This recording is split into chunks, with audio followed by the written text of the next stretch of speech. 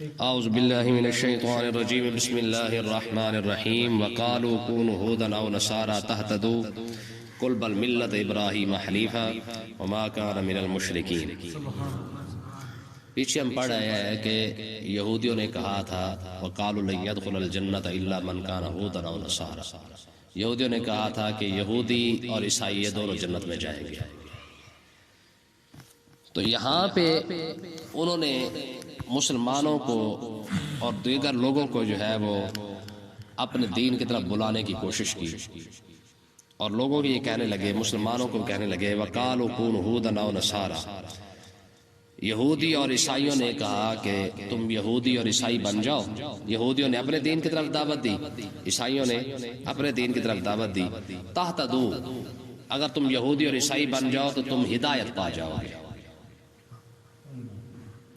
تو اللہ تبارک و تعالی نے اس کا جواب عطا فرمایا، فرمایا کل اے محبوب آپ یہ فرما دے بل ملت ابراہیم حنیفا، آپ فرما دے ہم تو بھائی ابراہیم علیہ السلام کے دین پر ہیں، حنیفا جو ہر باطل سے جدا ہو کر حق کے ساتھ تھے۔ حنیف کس کو کہتے ہیں؟ کہ ہر باطل کو چھوڑ کر حق کا ساتھ دینے والے کو حنیف کہا جاتا ہے۔ تو اللہ تبارک و تعالی نے ابراہیم علیہ السلام کی باقاعدہ یہ شان بیان فرمائی ہے کہ ابراہیم علیہ السلام جو ہے وہ پکے ٹھکے حنیف تھے۔ مطلب کیا ہے کہ ہر باطل کو چھوڑ کر انہوں نے صرف رب کے ساتھ جو ہے وہ یاری لگائی۔ تو اللہ تبارک و تعالی نے ارشاد فرمایا کہ آپ محبوب ان کو یہ جواب دیں وما کان من المشرکین، اور دوسرا جواب یہ ہے کہ ابراہیم علیہ السلام مشرک نہیں تھے۔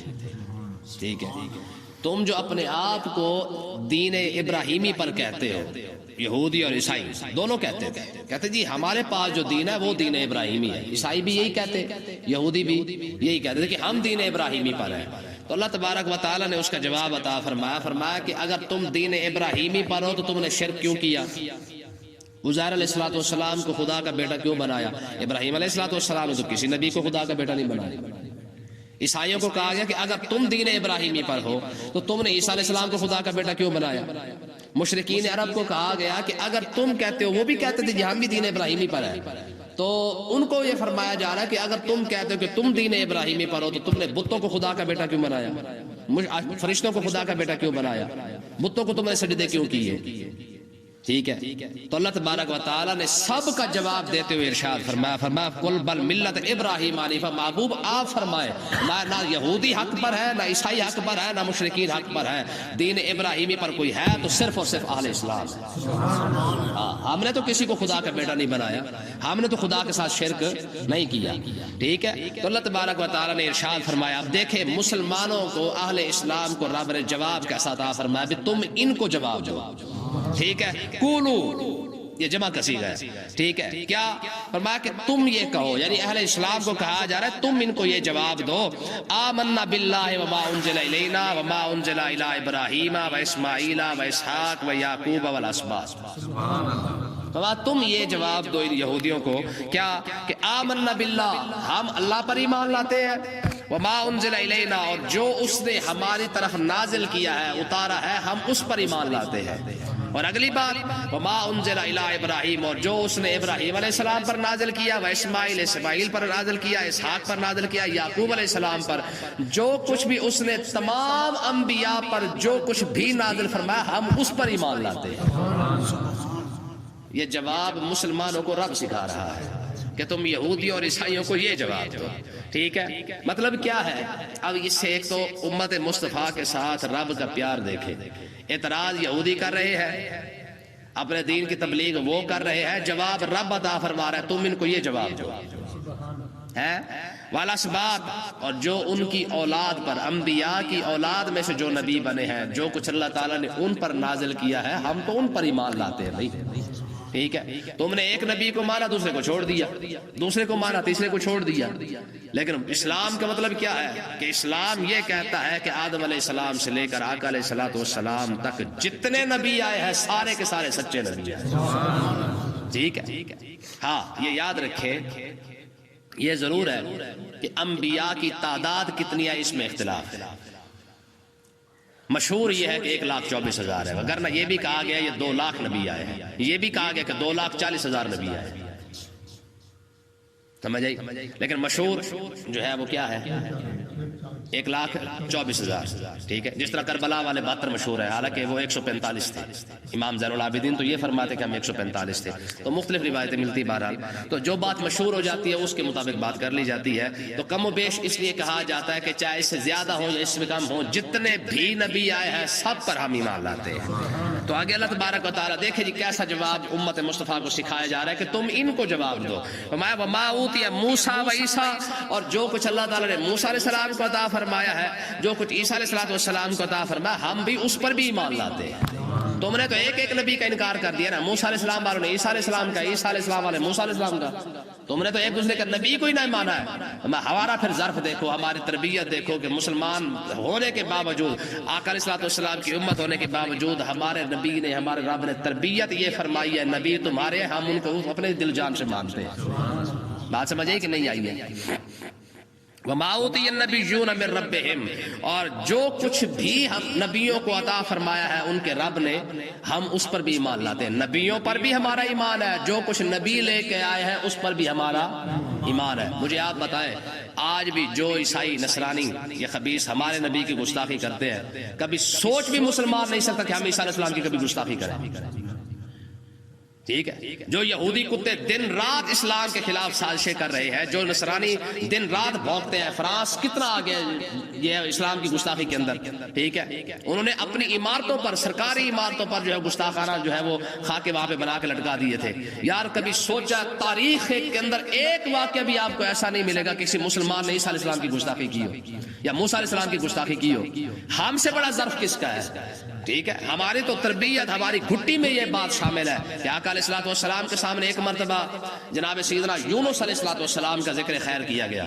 ٹھیک ہے، جب حضور طائف کے اندر تھے نا تب بھی، اور جب حضور مدینہ طیبہ تشریف لایا تو یونس علیہ السلام کا آپ کے سامنے ذکر کیا گیا. آقا علیہ السلام نے ارشاد فرمایا، آپ نے آج جی کا اظہار دیکھیں ذرا. آقا علیہ السلام نے فرمایا مجھے یونس سے آگے نہ بڑھاؤ، وہ بھی اللہ کا نبی ہے، میں بھی اللہ کا نبی ہوں، ہم دونوں بھائی ہیں.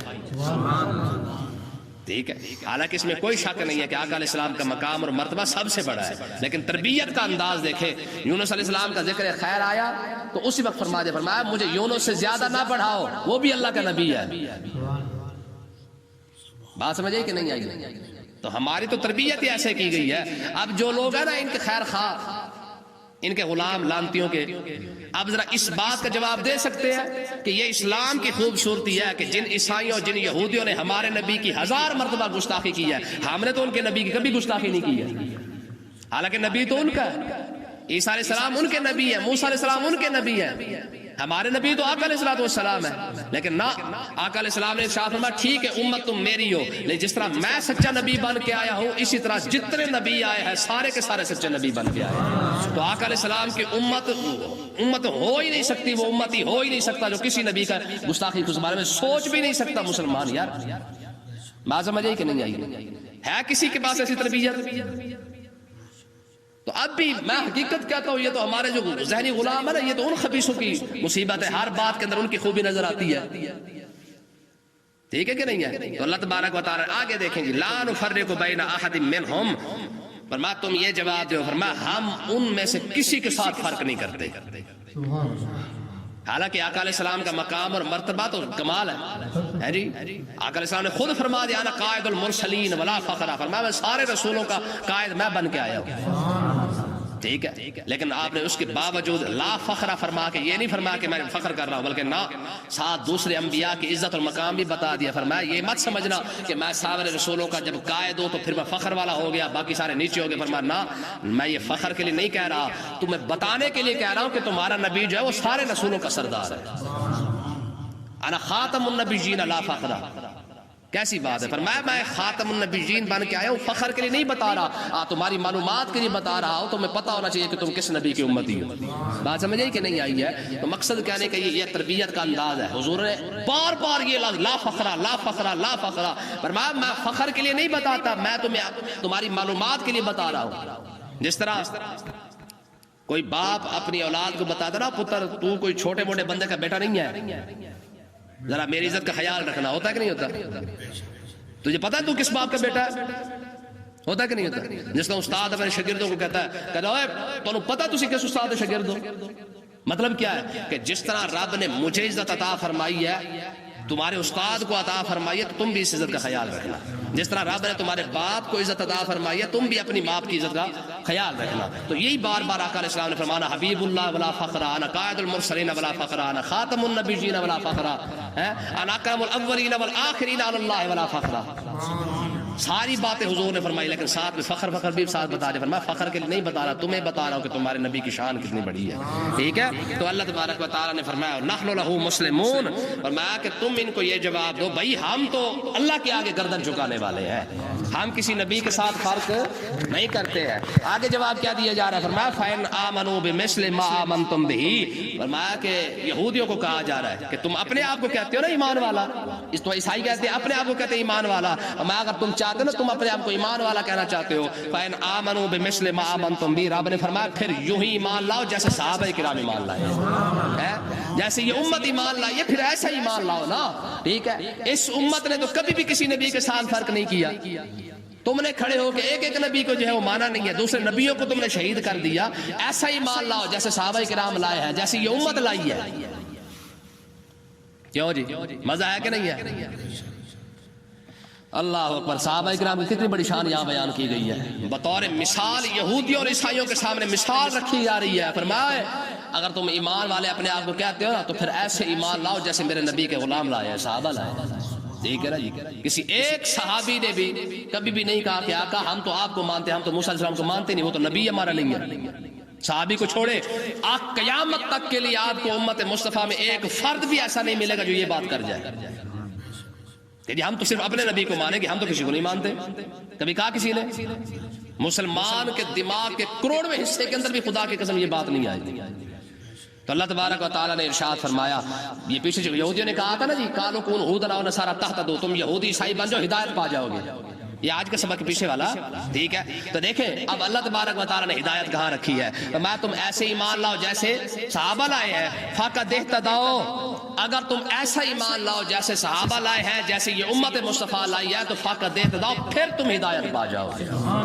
ہدایت والا رب ہدایت کا راستہ خود دکھا رہا ہے کہ بھائی ہدایت چاہیے تو پھر ایسا ہی مان لاؤ جیسے میرے نبی کے صحابہ لائے ہیں. کیوں؟ جس طرح انہوں نے سب نبیوں کو مانا ہے، تم بھی آگے سب نبیوں کو مانو. فقد اہتدوا، اس کا مطلب یہ ہے جو سب نبیوں کو مان گیا، جو کچھ نازل کیا گیا ان کو مان گیا، سمجھو اس نے ہدایت کا راستہ پا لیا ہے. اچھا ہدایت کا راستہ خود رب آپ دکھا رہا ہے، یہ ہدایت کا راستہ ہے. ٹھیک ہے. آگے دیکھیں فَإِن تَوَلَّوْا فَإِنَّمَا هُمْ فِي شِقَاقٍ، اگر یہ منہ پھیر لیں، جس طرح ان کی طبیعت ہے، طبیعت خبیثہ یہودی اور عیسائیوں کی اور دوسرے بندے کی، تو میں فَإِنَّمَا هُمْ فِي شِقَاقٍ، پھر وہ نری بدبختی کے اندر ہے.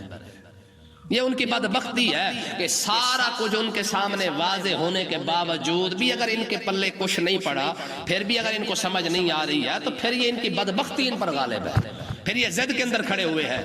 آگے اللہ تبارک و تعالیٰ نے اپنے محبوب کو تسلی کیا عطا فرمائی اسی ایک ہی آیت کے اندر. فرمایا فَسَيَكْفِيكَهُمُ اللَّهُ، فرمایا محبوب اگر یہ نہیں مانتے، یہ منہ پھیر جاتے ہیں یہودی اور عیسائی، تو پھر کیا ہے؟ فرمایا اللہ آپ کو ان کی طرف سے اللہ تبارک و تعالیٰ آپ کی کفایت ضرور فرمائے گا. اللہ آپ کو غلبہ عطا فرمائے گا. پھر آپ کو ان کی ضرورت، اگر یہ سمجھتے نا کہ ہم دین قبول نہ کریں گے تو اسلام کو ماننے والا کوئی نہیں ہوگا، محبوب پریشان ہونے کی ضرورت نہیں ہے. ابو جہل نہیں مانے گا تو رب بلال کو کھڑا کر دے گا. ابو لہب نہیں مانے گا تو رب سلمان فارسی کو کھڑا کر دے گا. یہودی نہیں مانے گا تو رب انصار کو کھڑا کر دے گا. اگر عیسائی نہیں مانے گے، رب قریش کفار مکہ کے اندر جو مسلمان غریب مسلمان ہے، رب عمار بن یاسر جیسے بندے کو کھڑا کر دے گا. کیوں جی؟ یہ اسلام کی پاور ہے کہ نہیں ہے؟ آج تک اسلام نے کسی کے آگے ترلا، ابو جہل نے کلمہ نہیں پڑھا، اسلام نے ترلا تھوڑی مارا کہ یار تیری مہربانی تو سیٹھ بندہ کا، تو نے کلمہ نہ پڑھا تو اسلام نہیں پھیلے گا. ہے جی؟ ابو لہب نے کلمہ نہیں پڑھا تو اسلام نہیں پھیلے گا. نہ، اللہ تبارک و تعالیٰ نے فرمایا فَسَيَكْفِيكَهُمُ اللَّهُ، فرمایا رب محبوب آپ کو غالب کر دے گا، آپ کو پریشان ہونے کی ضرورت نہیں ہے. وَهُوَ السَّمِيعُ الْعَلِيمُ، سننے والا بھی وہی ہے، جاننے والا بھی وہی ہے. جب سننے اور جاننے والا وہی ہے تو آپ دیکھتے جائیں آپ کا دین رب غالب کرتا کیسے ہے. دیکھیں نا مکہ کے چودھریوں نے جو کلمہ نہیں پڑھا، رب نے کہاں سے بندے کھڑے کر کے یہاں پہنچائے ہیں. ٹھیک ہے.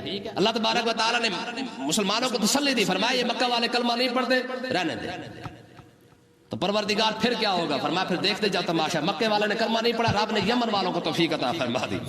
یمن والے جب کلمہ پڑھ کے آئے تو آقا علیہ الصلوۃ والسلام کی بارگاہ اقدس میں جب حاضر ہوتے نا اور آ کے عرض کرتے یا رسول اللہ ہماری جانیں ہی آپ کے لیے قربان ہے، آپ حکم تو کر کے دیکھیں. ٹھیک ہے. جب ان چودھریوں نے کلمہ نہیں پڑھا تو یمن کے بارڈر پر ایک چودھری بیٹھا تھا، بہت بڑا چودھری تھا، سمامہ بن اسال. ٹھیک ہے، بہت بڑا وڈیرا. نام کیا ہے؟ سمامہ بن اسال. ٹھیک ہے. آقا علیہ الصلوۃ والسلام نے، یہ اسلام کا سخت ترین مخالف. آقا علیہ الصلوۃ والسلام نے صحابہ کرام کو بھیجا، فرمایا پکڑ کے لاؤ اس کو. ٹھیک ہے. اچھا اتفاقاً یہ جا رہا تھا عمرہ کرنے کے لیے، صحابہ کرام اس کو پکڑ کے لے آئے، پکڑا بھی گیا. بڑا کمال ان کی بات ہے یار. ان کی جب پکڑ کے لائے نا، ان کو آ کے مسجد نبوی کے کیا کہتے ہیں اس کو، پلر کے ساتھ، ستون کے ساتھ باندھ دیا گیا. پہلے دن حضور تشریف لائے، آپ نے فرمایا سمامہ حال سنا. کہنے لگے مجھے آپ کے شہر سے بھی نفرت ہے، آپ کے نام سے بھی نفرت ہے، آپ کی شکل مبارک سے بھی نفرت ہے. حضور چپ کر کے خاموشی کے ساتھ مسکرا کے چلے گئے. یہ بندہ ہوا ہے. دوسرے دن حضور پھر تشریف لائے، میں سمامہ حال سنا. اس نے پھر وہی جواب دیا، کہا جی نفرت ہے مجھے آپ سے. حضور مسکرا کے پھر چلے گئے. حضور تیسرے دن تشریف لائے، آپ نے سمامہ حال سنا. کہنے لگا یا رسول اللہ 2 دن ہو گئے ہیں، میری طبیعت بدلتے بدلتے اب حال یہ ہے کہ اللہ کی عزت کی قسم مجھے آپ سے بھی محبت ہے، آپ کے نام سے محبت ہے، آپ کی شکل مبارک سے بھی محبت ہے. حضور نے فرمایا کھولو اس کو. جب کھولا گیا تو بھاگ نکلا مسجد نبوی سے. ٹھیک ہے. صحابہ کرام پریشان ہو گئے، اب کہاں جا رہا ہے؟ وہاں پہ قریب ایک باغ تھا، باغ میں جا کے حوض تھا، حوض کے اندر جا کے غسل کیا. غسل کرنے کے بعد واپس آ کے کلمہ پڑھا. ٹھیک ہے. کلمہ پڑھا. کلمہ پڑھنے کے بعد عرض کی یا رسول اللہ، ذرا اس کا جواب دیکھیں. کہ یا رسول اللہ اب کیونکہ میں نے کلمہ پڑھ لیا ہے اور میں یمن کے بارڈر کا چودھری ہوں، بڑا بڑا، ٹھیک ہے، بہت بڑا سیٹ ہوں میں اب مکہ والے ایک ایک دانہ بھی اگر کھائیں گے تو آپ کی اجازت کے بغیر نہیں کھا سکیں. میں ان کی طبیعت میں سیٹ کر دوں، بات ختم ہوگی. اور ہوا بھی پھر ایسے. آپ نے سمامہ بن اسال رضی اللہ عنہ نے کیا کیا؟ انہوں نے جناب یار مکے کے اندر جو یہ مکہ کے عرب کی جو تجارت جاتی تھی مکہ والوں کی، ساری بائیکاٹ کر دی. خبردار یہاں سے کوئی قافلہ نہ گزرے. ٹھیک ہے جی. انہوں نے کہا جی اب کہاں جائیں گے، مکہ والے تو مر گئے. تو پھر انہوں نے حضرت ابو سفیان رضی اللہ تعالیٰ عنہ کو مکہ والوں نے دوبارہ بھیجا آقا علیہ السلام کے پاس. سمامہ بن اسال نے کہہ دیا کہ اب آقا علیہ السلام اجازت دیں گے تو تم یہاں سے آ سکو گے، وگرنہ تم یہاں پہ اب تم یمن جا کے کاروبار نہیں کرو گے. پھر ابو سفیان جا کے روئے آقا علیہ السلام کی بارگاہ میں، حضور آپ کے رشتہ دار ہیں، آپ کے سارے قریبی ہیں، مکہ والے کوئی غیر تھوڑی ہے، مہربانی کرے سمامہ بن اسال کو کہیں کہ آپ ذرا ہمیں تجارت کرنے دے، کاروبار کرنے دے. امپورٹ ایکسپورٹ کا تو سارا کاروبار اس نے روک کے رکھ دیا ہے. ٹھیک ہے. آقا علیہ السلام نے پھر حکم فرمایا سمامہ کو، فرمایا آنے جانے دے، خیر ہے، بھوکے نہ مر جائے. ٹھیک ہے. تو مقصد کیا ہے؟ بات وہی